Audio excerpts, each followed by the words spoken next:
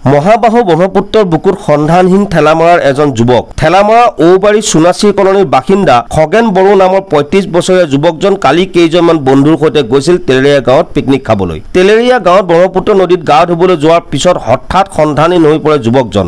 আজি যুৱকজনক উদ্ধাৰৰ বাবে SDRF আৰু NDRFৰ দলে অভিযান চলাইছিল যদিও কোনো ধৰণৰ সন্ধান উলিয়াব নোৱাৰিলে যুৱকজনৰ। যুৱকজন নিখোজ হৈ থকাত চিন্তিত হৈ পৰিছে পৰিয়ালবৰ্গ।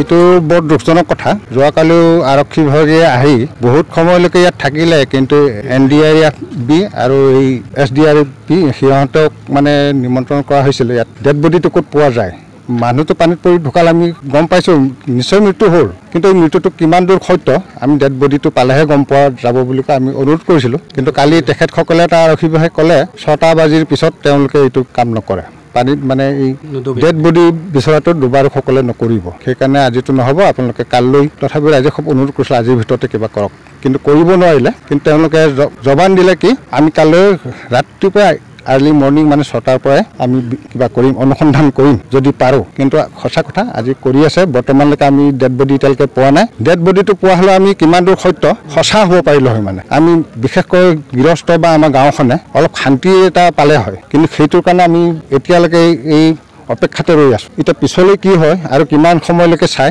আমি মানে অপেক্ষা কৰিয়ে থাকিব লাগিব, তেতিয়াহে আমি সত্যটো উদ্ধাৰ কৰিব পাৰিম কিমান দূৰ সত্য।